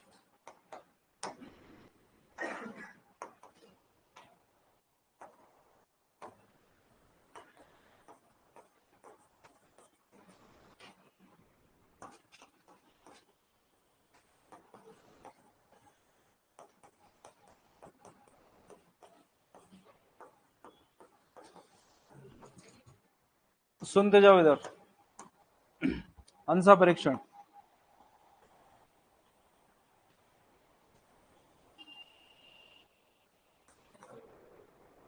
भैंस के दूध को गाय का बताकर बेचने का पता लगाने के लिए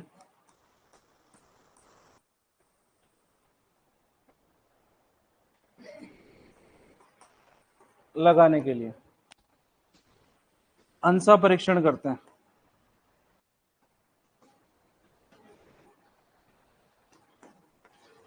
एंटीजन, एंटीबॉडी, रिएक्शन पर आधारित है, ठीक है। नाइट्रेट परीक्षण की अगर बात करते हैं तो दूध में वर्षा जल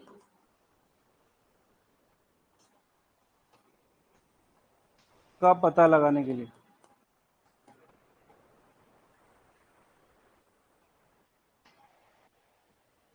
दूध में स्टार्च का पता लगाने के लिए,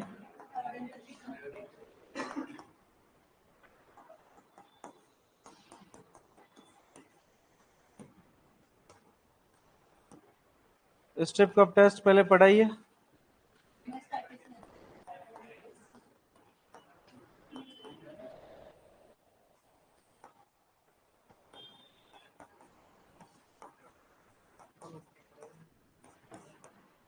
चूंकि आप पहले से हो तो मैं यहां पर लिख देता हूं, सब क्लिनिकल मैं स्टैटिस का पता लगा दूं। एल्कलाइन फॉस्फेटेट टेस्ट करते हैं पास्चुराइजेशन,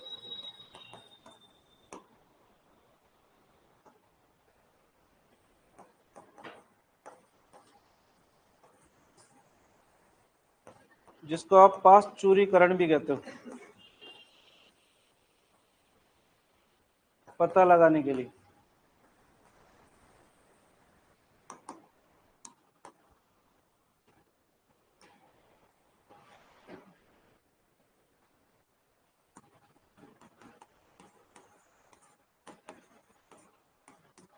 और रिचमंड स्लाइड टेस्ट किया जाता है,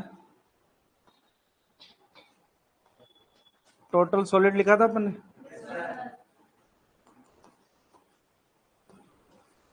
पता लगाने के लिए।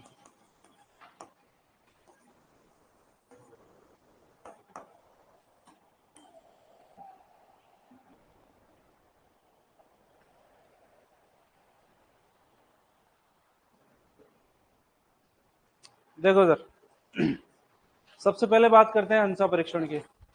आपको अपने बच्चों के लिए सिर्फ गाय का दूध ही चाहिए था। आपने अगले दूध वाले से कह दिया कि साहब गाय का दूध ही चाहिए, अगले ने कह दिया साहब गाय का ही लाके देंगे, आप बिल्कुल टेंशन फ्री हो, है ना। लेकिन अगले के पास में गाय थी भी नहीं, अगले के पास में गाय के दूध का जुगाड़ था भी नहीं।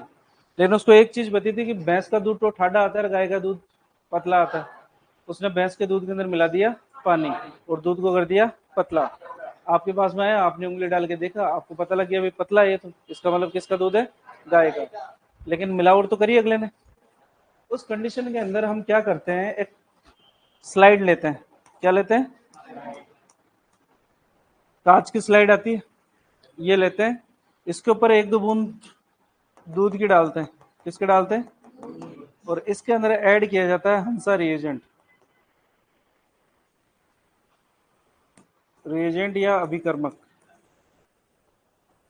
ये हंसा अभिकर्मक बेसिकली इस दूध के साथ में मिक्स करना है।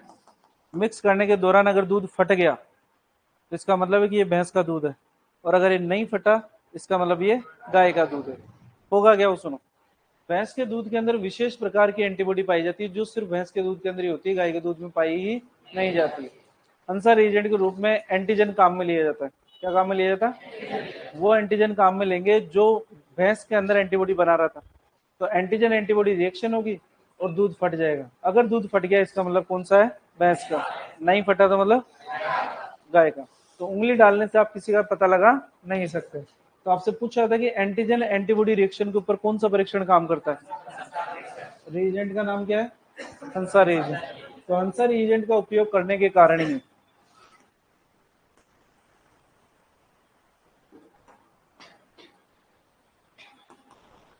का उपयोग करते हैं। तो हंसा रिएजेंट का उपयोग करने के कारण ही इस परीक्षण को नाम क्या दिया है? हंसा परीक्षण नाम दिया। ठीक है ना। ये अपने इंडिया वालों ने नहीं किया, ये कोई साइंटिस्ट था विदेश वाला, उसका नाम था हंसा, इसलिए कर दिया हमने। दूसरे नंबर पे आता है नाइट्रेट परीक्षण। नाइट्रेट परीक्षण के अंदर जो बारिश का जो पानी होता है उसके अंदर नाइट्रेट, क्योंकि बारिश का पानी आ रहा है बादलों से तो नीचे की तरफ आ रहा है, तो हवा के अंदर जो अशुद्धियां वगैरह होगी वो उसके अंदर मिल जाएगी, और उन अशुद्धियों के अंदर सल्फर और नाइट्रेट दोनों चीजें पाई जाती है। तो मान लो अगर किसी तालाब के पानी के अंदर से, क्योंकि तालाब में तो बारिश का पानी है, उसने तालाब का पानी डाल दिया, आपको लग रहा है कि पानी तो डाला है, लेकिन कौन सा डाला है? बारिश का तो नहीं डाला कहीं, है ना। बिस्लेरी का डाल दे तो आपको भी दिक्कत नहीं है, लेकिन क्या पता बारिश का पानी डाल दिया हो। उसका पता लगाने के लिए कौन सा परीक्षण करेंगे? नाइट्रेट परीक्षण। फिर आता है आयोडीन परीक्षण। आयोडीन परीक्षण की अगर बात करते हैं तो मेनली ये किया जाता है घी के अंदर। किसके अंदर? घी के अंदर। घी जो होता है उस घी के अंदर मिलावट के तौर पे उबले हुए आलू मैश करके डाल देते हैं, क्योंकि वो लगता है ऐसा है जैसे घी जैसा है। तो अगर 10 किलो घी के अंदर अगर 5-6 आलू भी डाल दोगे तो पता ही नहीं लगेगा, है ना। तो आलू के अंदर पाया जाता है स्टार्च। क्या पाया जाता है? न्यूट्रिशन पढ़ी है ना आपने, कितना परसेंट? 17%। लठ लेके आना रे। स्टार्च पाया जाता है 35%। कितना परसेंट? चावल के अंदर 75%। पढ़ते हो ना तुम? मक्का के अंदर 65%। गेहूं में 55%। कितना पढ़ रहे हो? मेरे को बताओ, तुम पढ़ रहे हो, रिविजन कर रहे हो? तुम कर रहे हो ना? टाइम ही नहीं मिलता। Very good. तुम्हारे लिए अलग से 24 के दिन, 24 घंटे के बजाय 30 घंटे का दिन करवाएंगे। सूरज भगवान से बोलेंगे कि थोड़ा जल्दी निकलो और थोड़ा लेट छुपो, फिर तुम्हारे को टाइम मिलेगा। ठीक है। तो सामान्य रूप से तो घी के अंदर आलू की मिलावट हो जाती है, आलू के अंदर स्टार्च पाया भी जाता है, तो उसका पता करने के लिए आयोडीन परीक्षण करते हैं। दूध के अंदर जनरली स्टार्च की कोई मिलावट करता नहीं है, लेकिन अगर फिर भी कोई किसी का जच जाएंगे नहीं साहब, अपन तो करेंगे उसका पता लगाने के लिए। तो किसी भी चीज के अंदर स्टार्च की मात्रा का पता करने के लिए अपन क्या करते हैं? आयोडीन परीक्षण। फिर आता है स्ट्रिप कप टेस्ट। सब क्लिनिकल मेस्टाइटिस के अंदर ना तो अडर में सूजन आती है ना और कुछ आता है, लेकिन दूध के अंदर छोटे छोटे से फ्लैक्स आना शुरू हो जाते हैं, क्लोट्स आना शुरू हो जाते हैं। स्ट्रिप कप टेस्ट के अंदर हम एक चौकोर प्लेट काम में लेते हैं। इस चौकोर प्लेट के अंदर 4 कप बने हुए रहते हैं। कितने कप? और एक कप जो होता है इनका बैकग्राउंड ब्लैक होता है। कैसा होता है? ब्लैक। चारों थनों के अंदर से दूध इन 4 कपों के अंदर डाला जाता है और फिर दूध को हिला के देखते हैं हल्का सा। अगर दूध के अंदर वो क्लोट्स या फ्लैक्स होंगे तो आपको ब्लैक बैकग्राउंड की वजह से आसानी से दिख जाएंगे। कौन सा टेस्ट कहलाएगा? मेडिसिन के अंदर मेस्टाइटिस पढ़ेंगे, अलग से बहुत सारे टेस्ट नाम लिखेंगे, कैलिफोर्निया मेस्टाइटिस, ब्रोमोथाइमल ब्लू और पर्पल, सारे नाम लिखेंगे। अभी सिर्फ इतना याद रखना है कि स्ट्रिप कप टेस्ट किसके लिए करते हैं? अब इसके बाद में आता है alkaline phosphatase test. Dairy sector के अंदर जो दूध आता है वो पास्चुरीकृत आता है। कौन सा आता है? आप ये जानना चाहते हो कि क्या वाकई में मेरा दूध पास्चुरीकृत है? उसके लिए आपको कौन सा परीक्षण करना पड़ेगा? एल्कलाइन फॉस्फेटेट टेस्ट, कि दूध वाकई में पास्चुरीकृत होकर आया या उसने वैसे ही रो मिल्क ही बेच दिया। Alkaline phosphatase test. Richmond slide test का उपयोग किया जाता है बेसिकली दूध के अंदर टोटल सॉलिड्स का पता करने के लिए। दूध में से अगर पानी को हटा दिया जाए तो बाकी बचा हुआ पदार्थ क्या कहलाता है? और उस टोटल सॉलिड के अंदर से भी अगर वसा को निकाल दिया जाए तो SNF, सॉलिड नॉट फैट। तो SNF का पता लगा, टोटल सॉलिड का पता लगाने के लिए तो टोटल सॉलिड ज्ञात हो गया, वसा परीक्षण कर लिया हमने किससे? ब्यूटारोमीटर से। तो ब्यूटारोमीटर से वसा परीक्षण आ गया, रिचमंड स्लाइड से टोटल सॉलिड आ गया। टोटल सॉलिड के अंदर से वसा को निकाल दोगे तो SNF हमारे पास में आ जाएगा। ठीक है, सिंपल सा क्वेश्चन। या तो ये नाम देके टेस्ट का नाम पूछेगा, टेस्ट का नाम देके ये पूछेगा। दिक्कत यहां तक? नहीं सर, लिख लोगे क्या? उतारो।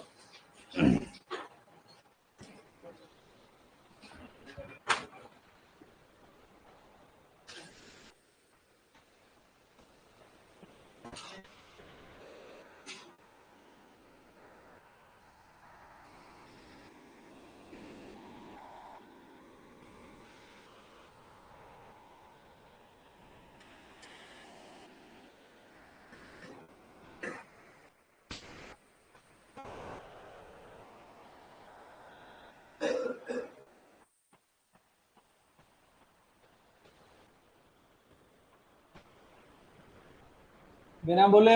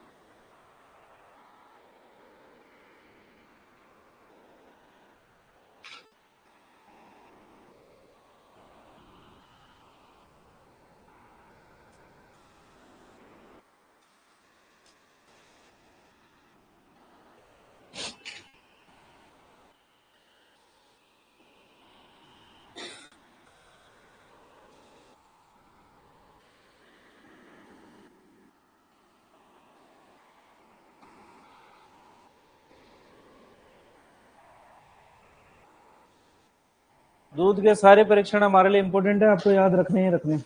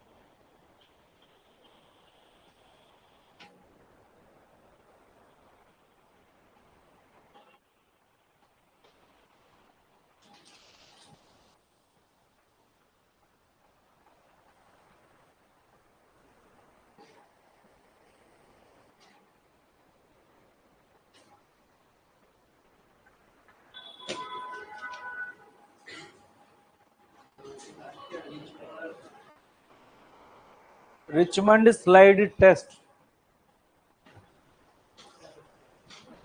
Richmond slide test.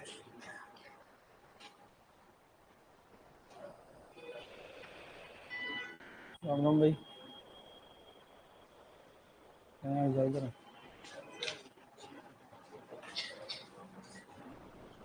तुम्हारे में करके तो दीजिएगा।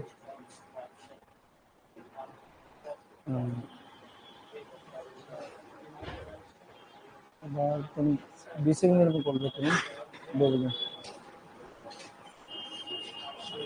चल शाम में करिए। हाँ नहीं सब बढ़िया।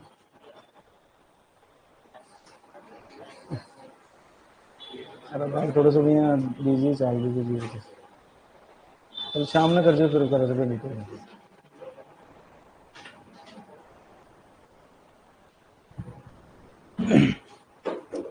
लिख लिया। दूध के परीक्षण यहाँ पर होते हैं।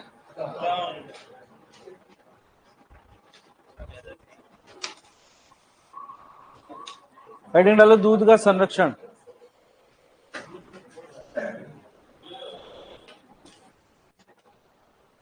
दूध का संरक्षण लिखना, आराम से लिखना।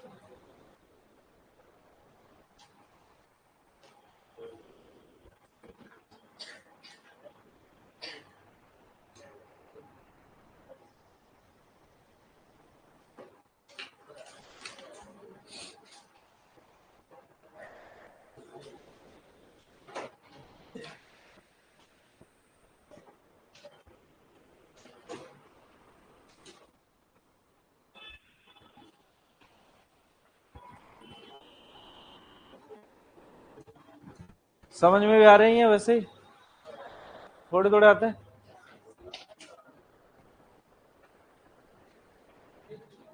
याद भी करने होते अपने को, है ना? वही नहीं होता है बस।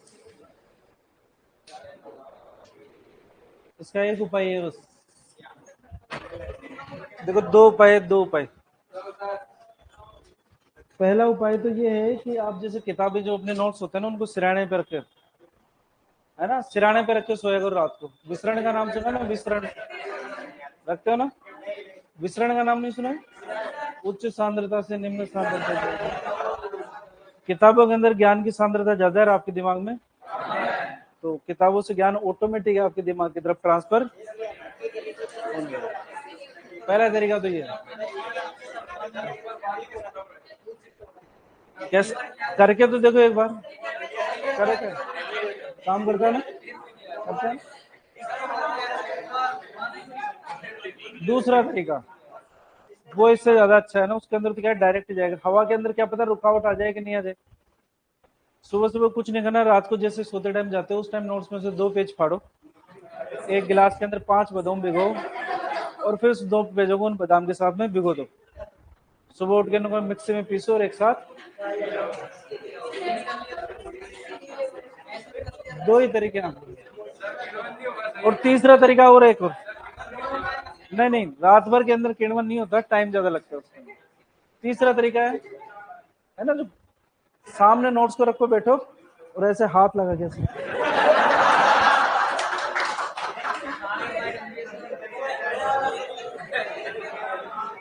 कौन सा तरीका सबसे बढ़िया है?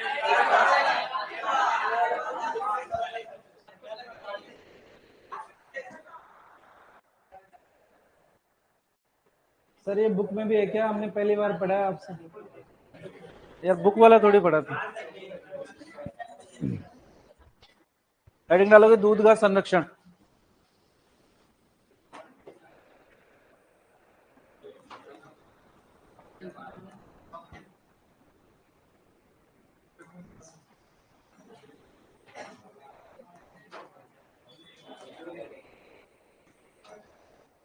Preservation of milk.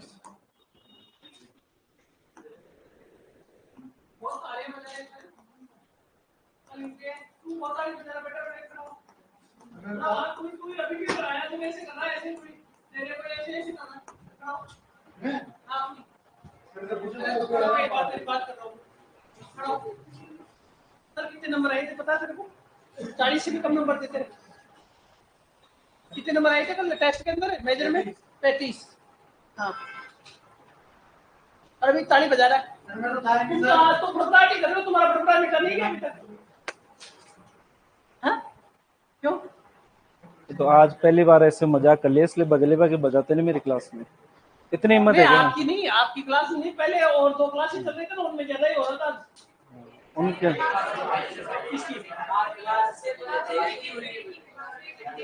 उसमें बजा रही थी ताली, आज इसमें बजा रहे हो आज। थोड़ी देर पहले बजी थी ताली तो। वो तो गावस्कर है। इनकी हालत बहुत बुरी है, यहाँ का रिजल्ट दिखा देता हूँ। ना तो बच्चे चौड़े होकर घूमो, ना यहाँ के मास्टर चौड़े होकर घूमो।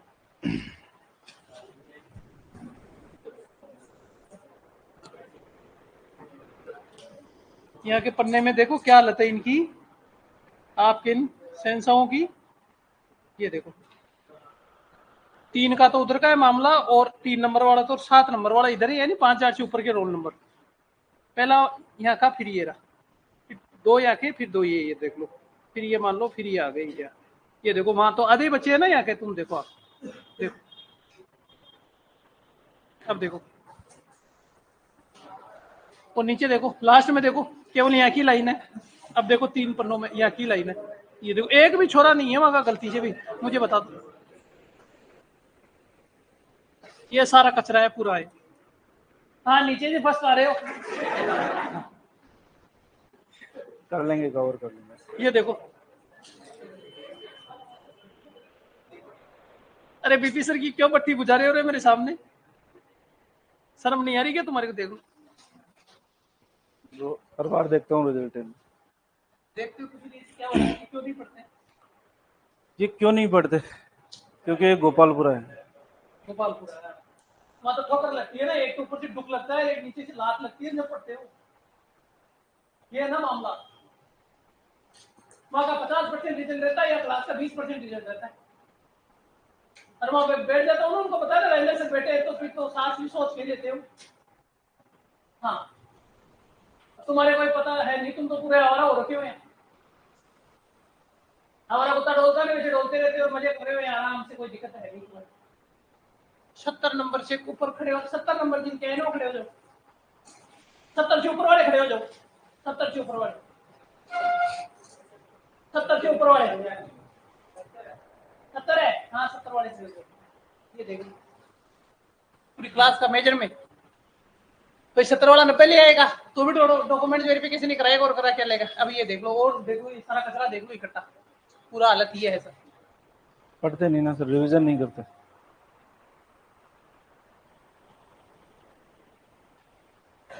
और क्या शिवाली बारात में आ रहे हो क्या रोजाना? अरे और क्या करने आते हो तुम लोग, शर्म करो ना। हाँ, क्या बोल रहा है नीचे गर्दन करके, क्यों क्यों क्या बोल रहा है कोने में? हाँ, ये से कहते हैं हमारे को टाइम नहीं मिलता। अच्छा, टाइम नहीं मिल रहा तुम्हारे को? अच्छा, पहले तो क्लास नहीं लगा रहे थे तो बांग डाल रहे थे तुम वहां रोड से ही। अरे जब तो बांग मेल रहे थे कि हमारी क्लास ही नहीं लगा रही, क्लास ही नहीं लगा रही, क्लास ही लगाने लगा, तो टाइम नहीं मिल रहा तुम्हारे को। ठीक है, 3 घंटे लगा देता हूँ क्लास में। ठीक है, मंडे से 3 घंटे आना। 5 बात नहीं लगेगी, या तो 3 लगेगी, या फिर चल रही तो चलेगी। कितने दिन की मेडिसिन होते खत्म है इनका, फिर मामला क्या है? चले बस गायनी फार्मा बच रही थी। हाँ, गायनी फार्मा। हाँ फार्मा तो बोलो, एक और तैयार हो गया, चिंता मत करो। गायनी ये क्या करा रहे हो अभी? एलपीएम। एलपीएम के बाद गायनी करा दूं? एलपीएम खत्म होते गायनी करवा दो, फार्मा कमांड ले लेंगे मर्जी में। ये कौन बैठ जाओ, खड़े हो जाओ वापस। कौन करा बैठने के लिए?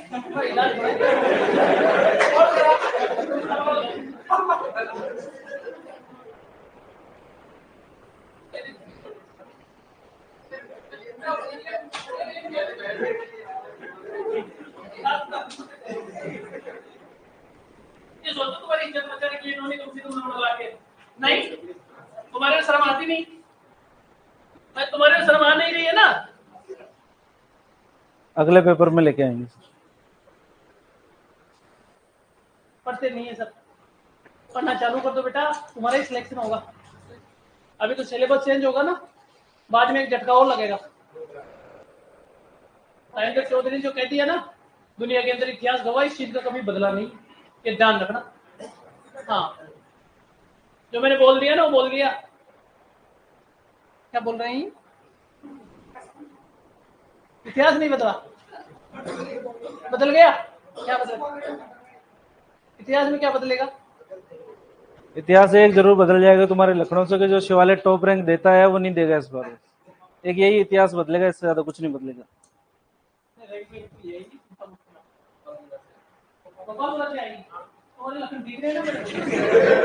गोपालपुरा से आएगी, ये देख लो इनकी हालत, इनकी हालत देख लो, गोपालपुरा से आएगी। 70 नंबर तुम्हारे से लाए नहीं जा रहे, तुम टॉप रैंक दोगे।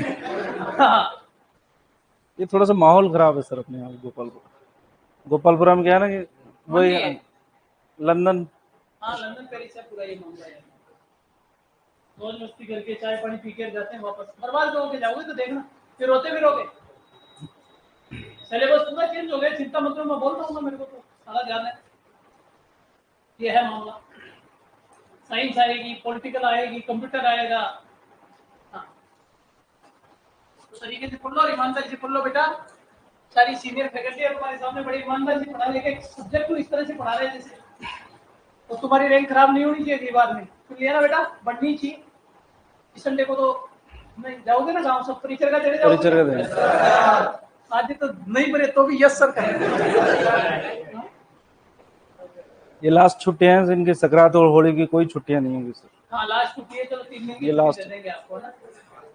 सुन लिया अच्छी तरह से? 1 2 3 और 2 2 3 एडिशन कर देना, 3 की छुट्टी। बैच का नाम है, नया बैच चालू कर रहे हैं, उसका नाम है अवसर। क्या नाम है बैच का? लिख लो सब, लिखो लिखो सब लिखो। याद हो गया? 3 दिन की छुट्टी मिलेगी, 3 एडिशन कराएगा। ये जो है ना, ये इनमें से गलती से कोई याद रहेगा, इनका सिलेक्शन हो जाएगा बेटा। तुम थोड़ी सी दिलदार से मेहनत करो। आपको डांट फटकार इसीलिए दे रहे बार बार। हमारे कौन सा डायरेक्टर की हालत ये होती है कि अपने चैम्बर से बाहर नहीं आते। हम कुत्ते की तरह सुबह 6 बजे भोगना चालू कर देते हैं। कितने बजे? 6 बजे। ये है,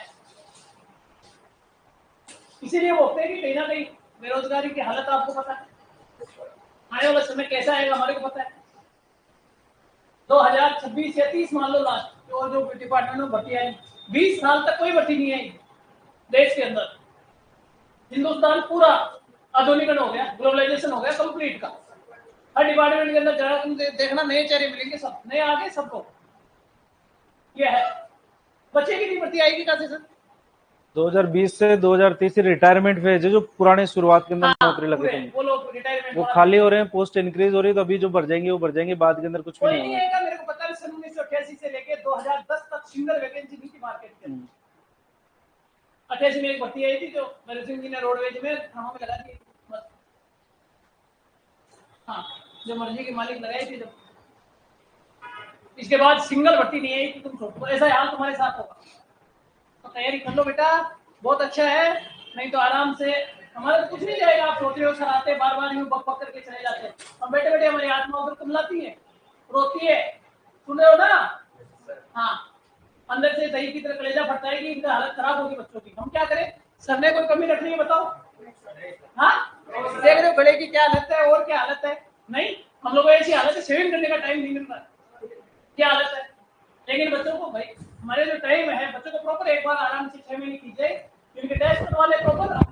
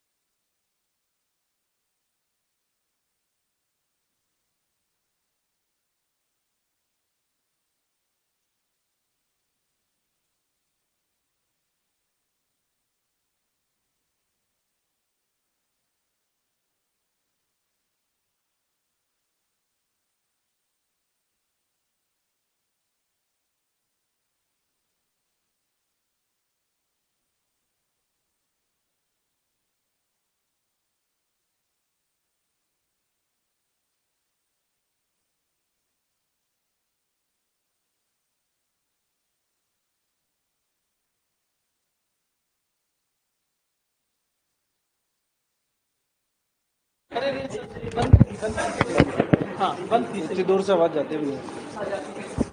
तो बढ़िया बेटा तुम बैठ जाओ संसार हो रहे तो इनको थोड़ा समझा दिया करो कभी पर कि मेरी खोपड़ी खराब हो गई ना तो कभी पीट पाट जाऊंगा ही। सही बोल रहा हूँ हाँ सो जाऊंगा ज्यादा नाटक नहीं